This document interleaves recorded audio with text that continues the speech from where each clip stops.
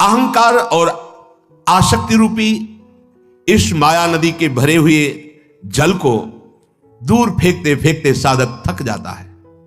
बहुत लंबा सफर है। जन्म जन्म मुनि जतन कराही, जन्म जन्मांतर यत्न। ये जो सहजानंद का मार्ग है, ये गुरु कृपा से मिलता है। नहीं, प्रायः देखा गया है बहुत बड़ी बड़ी अवस्थाएं हो गई, अभी मार्ग ही समझ में नहीं आया कि किसमें चलें, कौन सा मार्ग। सब मार्गों का ज्ञान है, चला एक कदम नहीं गया है। ऐसा जीवन व्यर्थ करना ठीक नहीं है। किसी एक मार्ग को पकड़कर कदम बढ़ा दो, आगे बढ़ जाओगे। इस माया नदी के जल में जल फेंकते फेंकते उपासक थक जाता है, अतल तल में डूब जाता है। तैर कर पार होना बहुत कठिन है। इसलिए कहा गया है, संग त्याग यह संगास त्यजति। ऐसे जनों का संग त्याग करो जो अहंकार से भरे, ये करो, ये करो, ऐसा वैसा। सही पूछ, आगे गीता जी का प्रसंग जब अभी आएगा, सही पूछो। भगवत प्राप्ति कुछ करने से नहीं होती। आपकी समझ में बात नहीं आएगी अभी। भगवत प्राप्ति करने का राग त्यागने से होती है। पहले तो सत्क्रियाओं के कर्ता बनकर असत क्रियाओं का त्याग होगा। बहुत अच्छे से समझ लीजिए। सत्क्रियाओं का कर्ता बनकर के असत क्रियाओं का त्याग होगा। और जब सत्क्रियाएं वास्तविक होंगी तो निर्मल होती हैं, तो अंदर ज्ञान प्रकट होता है। फिर सत्क्रिया का कर्ता चला जाता है, फिर जो स्थिति होती है वो भगवदानंद की तरफ जाती है। बड़ा गूढ़ विषय है। इसीलिए गुरु शरणागति, मोक्ष मूलम गुरु कृपा। गुरुदेव की कृपा से बात समझ में आती है। भगवत प्राप्ति क्रिया प्रधान नहीं है। क्रियाओं का प्रारंभ और अंत होता है। वो अनंत की प्राप्ति कराने में सामर्थ्यशाली है ही नहीं। भगवत प्राप्ति भगवत कृपा से होती है। वो कृपा हम पे है। अब क्रियाएं, हमारे अंदर जो वेग है क्रिया का, क्या करें? बोले सत्क्रिया करो, वेग शांत करने के लिए। असत क्रिया का त्याग करो। बस इतनी साधना है। हाथ पैर मारते मारते थक जाता है उपासक, उसकी श्वास टूटने की संभावना है। इस मार्ग में विश्राम भूमि नहीं है, विश्राम नहीं है। जैसे महान बलि हनुमान जी महाराज समुद्र को पार कर रहे हैं तो बीच में मैनाक आया और कहा विश्राम कर लो, तो उन्होंने कहा राम काज कीने बिनु मोहि कहां विश्राम। इस मार्ग के साधक को विश्राम नहीं, राम काज कीने बिनु मोहि कहां विश्राम। जब तक भगवत साक्षात्कार नहीं हो जाता तब तक विश्राम नहीं। और एक बार अरविंदाक्ष भगवान के नेत्रों में नेत्र मिल गए, फिर क्या? फिर कोई बंधन ही नहीं रहता। राजकुमार की तरह जीवन रहता है। जैसे पिता का महान वैभव है और राजकुमार अटखेलियां खेल रहा है, ऐसे महाभागवत जन होते हैं मस्तरा। अब कोई फिक्र नहीं, कोई चिंता नहीं। फिकर फार फकनी करे ताको नाम फकीर, चाह मिटी चिंता मिटी मनुआ बेपरवाह। जिनको कछु न चाहिए ते साहन के साथ में सच्चिदानंद भगवान हैं। अब उसको क्या फिक्र है? अब हमें इस माया नदी का जो पार करने का स्वरूप है, तो इसमें है या संगास त्यजति। अपने शरीर का संग, दूसरे शरीर का संग, इनका त्याग करना है। शरीर का संग क्या, मैं तो शरीर ही बना हुआ हूं। अब आप देख लीजिए जरा, माया मुक्त होने के लिए कसरती कसरती माया, बोले इसका भी संग त्यागना है। इससे ऐसे काम लेना जैसे एक नौकर से कंजूस मालिक काम लेता है। कंजूस मालिक कैसे? 8 घंटा के लिए है ना, दबा के 9 घंटा काम पूरा, क्योंकि हमको 500 रुपया देने हैं इससे, तो 5000 का तो काम करा ही लेना है। ऐसे ही शरीर से काम लेना है। उचित भोजन दे दो, उचित वस्त्र दे दो, डट के इससे मेहनत कराओ, धर्मयुक्त कार्य, खूब नाम जप, ये तुम नहीं हो। लेकिन नहीं, दूसरे के शरीर से ऐसा करवा सकते हैं। अपने शरीर को राजा बाबू बना कर रखेंगे एकदम सजा के, और इसका पता नहीं कि आखिरी इसका श्रृंगार क्या होता है। लकड़ी की तरह घसीट के बांधा जाता है इसको, लकड़ियों के बीच में, नहीं पता है तो बांस डाल के, और जलती हुई लकड़ियों के बीच में उसका श्रृंगार होता है। जिसको बहुत पाउडर स्नू आदि लगा के, नहीं भाव बना के, हम बहुत सुंदर, ये आखिरी सुंदरता है। होश में हो जाओ, वास्तविक तुम बहुत सुंदर हो। ये नहीं, तुम्हारा जो स्वरूप है चैतन्य घन है, सच्चिदानंदमय है।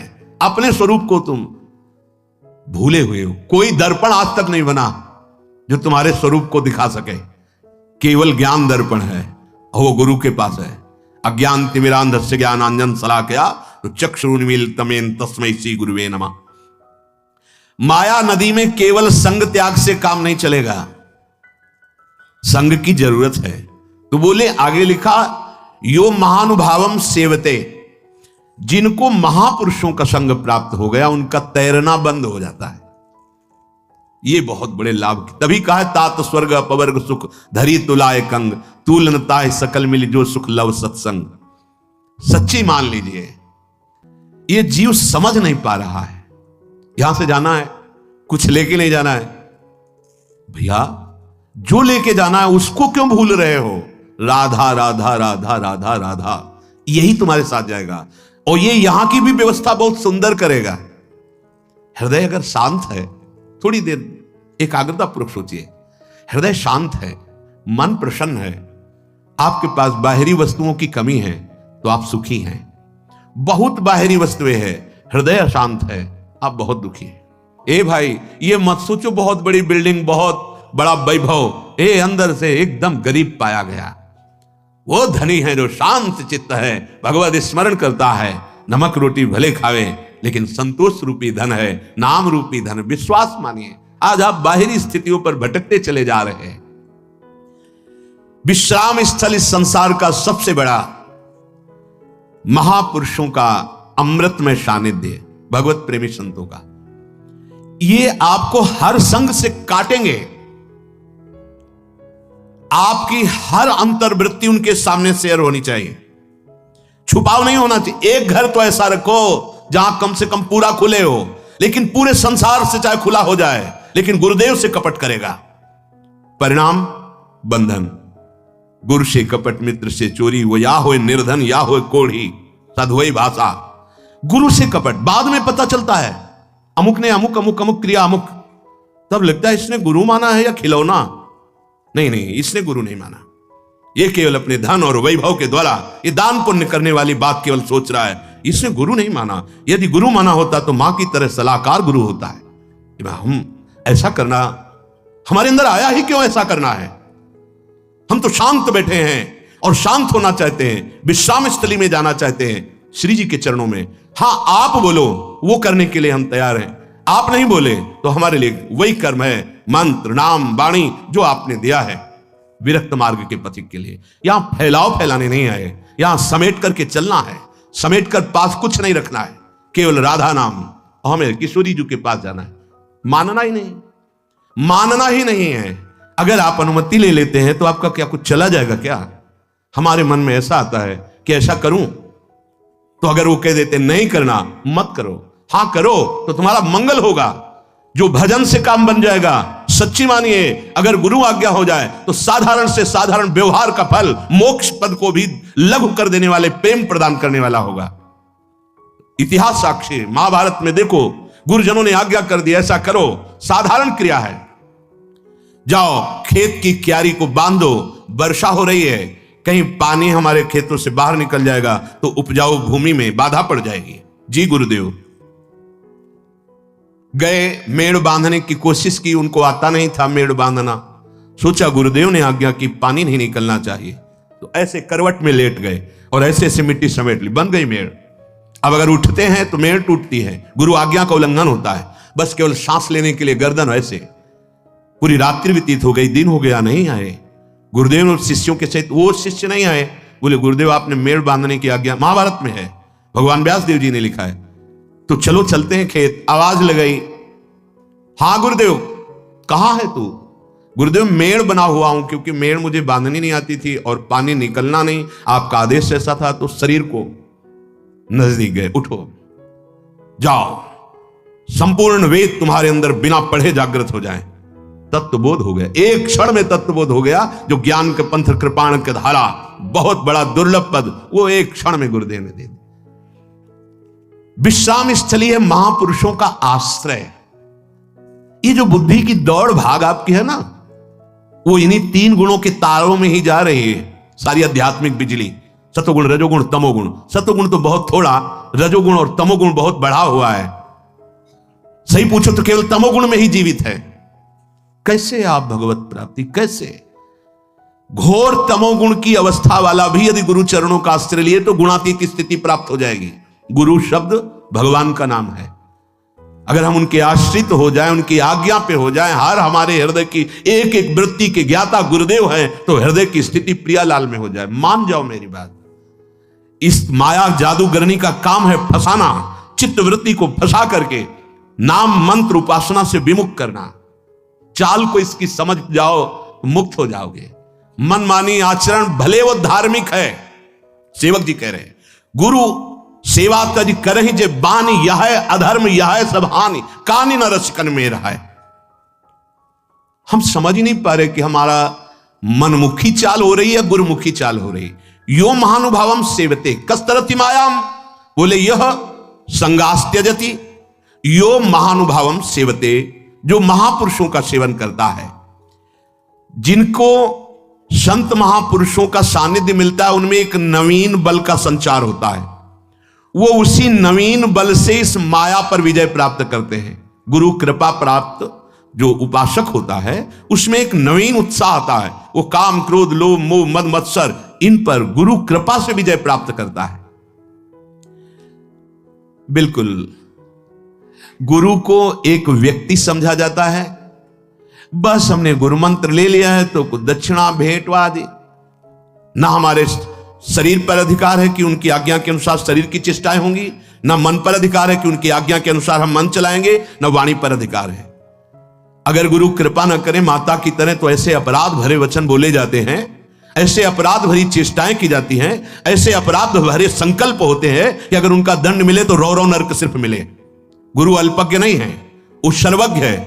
वो तुम्हारे वर्तमान को भी जानता है, भूत को भी जानता है, भविष्य को भी जानता है। ऐसा ना समझो। तुम्हारे भूत को मिटाने की सामर्थ्य रखता है, और वर्तमान में उठाने की सामर्थ्य रखता है, और भविष्य में पहुंचाने की सामर्थ्य रखता है। उसका नाम गुरुदेव है, उसको सदगुरुदेव कहते हैं। तुमसे तुम्हारी जैसी भाषा में दैन्यतापूर्वक वार्ता करता है, तुम्हारे अपराध करने पर भी तुम्हें प्यार करता है, तो तुम्हें लगता है कि कुछ तो हमें है। अरे कुछ नहीं है, कुछ नहीं है, कूड़ा हो, ये उनका दुलार है, कुछ नहीं हो। जिनको किसी से कुछ नहीं चाहिए, वो तुम्हें जो अपनी तरफ से दुलार कर रहे हैं, ऐसा ना सोचो कि तुम कुछ हो इसलिए दुलार कर रहे हैं। नहीं, वो अपने स्वभाव और प्रभाव से तुम्हारे कल्याण के लिए दुलार कर रहे हैं। अब भी मान जाओ, जितना शेष जीवन है श्वासें गुरुदेव के नाम कर दो, जो आज्ञा उस पर जीवन चलाओ, अभी परमानंद की प्राप्ति हो जाएगी। जो सदगुरुदेव संत का आश्रय ले लेता है, उसको अपने बल से तैरना ही नहीं पड़ता है। देवर्षि नारद जी कह रहे हैं, वो महानुभाव की कृपा रूपी सुदृढ़ नौका पर सवार होकर अनायास ही इस भव समुद्र से पार हो जाता है। ऐसा नहीं है कि अपने सामने उदाहरण भी ना हो। बिल्कुल रामकृष्ण हरि राधा किशोरी से कोई मतलब नहीं, केवल संबंध प्रणत कुटुंब पाल रघुराई, और उसको परम पद की प्राप्ति होती है। आश्रय में काम बन जाता है। आयुष लिए चले निज दासी, अपने एक कदम भी नहीं, एक नहीं, ऐसा नहीं। मनमानी आचरण नहीं, गुरु मानी। जिन्होंने अपने हृदय का गुप्त मंत्र और गुप्त धन तुम्हें दे दिया, उसको आप गैर समझकर छुपाव करें तो कौन सी माया आपको प्राप्त हो जाएगी, कौन सा सुख प्राप्त हो जाएगा, कौन सा ज्ञान प्राप्त हो जाएगा। अनाधिकारी है, उसको पता नहीं कि ये क्या धरोहर गुरुदेव ने दे दी। अरे करोड़ों प्राण होते तो निछावर कर दिया जाता, फिर भी उसकी बराबरी नहीं, क्योंकि प्रिया प्रीतम से मिलने का पास मिल गया, मंत्र मिल गया, नाम मिल गया। यही तो हमारी कुमार्गगामी मन बुद्धि की प्रेरणा जो भगवत साक्षात्कार में बाधा पहुंचाती है। हम समझते हैं कोई धर्म कर्म कर लेंगे। क्यों भगवान ने यह बात कही, सर्वधर्मान परित्यज्य माम एकम शरणम व्रज। हमें धर्म का भरोसा नहीं, उनकी कृपा का भरोसा तब प्राप्त होता है। गोस्वामी जी क्यों ऐसा कह रहे, सो सब धर्म कर्म जर जाऊ, जहन राम पद पंकज भाऊ। पंकज में, श्री चरणारविंद में हमारा प्रेम भाव प्रकाशित हो जाए, ये तुम्हारे बस की बात नहीं है। ये गुरु आज्ञा के अंतर्गत की बात है, और आज्ञा पर यो महानुभाव सेवते निमज्जोन्मज्जताम घोरे भवाब्धौ परमायनम संतो ब्रह्मविदः शांता नौर्दृढ़े वाप्सु मज्जताम। इस संसार समुद्र में डूबते हुए के लिए सुदृढ़ नौका है कौन? ब्रह्मवेत्ता शांति चित्त सदगुरुदेव भगवान संत जन, जिसने इनका सहारा ले लिया मानो भव समुद्र से पार हो गए। बस सीधी बात, सहारा का मतलब है तनु वांग मनोभीर अमलई सुहम तवै वास्तिता। ये शरीर, ये मन, ये वाणी और मैं बिक चुका गुरुदेव आपके चरणारविंद में। बस गए, निकल गए, आप निकल गए। अच्छा, गुरुदेव को क्या दे दोगे? क्या दे दोगे आप? बोलो, आपके पास है क्या? माया? इसका तो कोई भी परमार्थ का पथिक जब पहला कदम बढ़ाता है असलियत में, तो इसका रहस्य जान जाता है कि कूड़ा करकट से बढ़कर कुछ नहीं है। बमन के समान, विष्ठा के समान, इस विष के समान, ऐसा कहा गया है। ब्रह्मादिक के भोग सब विषम लागत ताई, रमा बिलास राम अनुरागी तजत बमन जिम जन। ये केवल लिखा ही नहीं है, स्थिति होती है हृदय में। जो आप भावपूर्वक समर्पित करते हैं वो केवल भाव ही स्वीकार करते हैं। वो माया की चीज माया में ही पड़ी है, उनका उससे कोई संबंध नहीं रहता। संबंध प्रिया प्रीतम से रहता है। आपके अंदर भले आवे कि मैंने कुछ दिया है, नहीं, कुछ नहीं है वो। इस शरीर के छूटने के बाद क्या है? तुम्हें जो दिया है वो तुम्हारे साथ जाएगा, तुमने जो दिया है वो यहीं का है, यहीं पड़ा रहेगा। गुरुदेव ने जो नाम मंत्र दिया उसके बदले में भेंट करोड़ों प्राण हो तो भी नहीं हो सकते, क्योंकि उसमें प्रिया प्रीतम बंधे हुए हैं।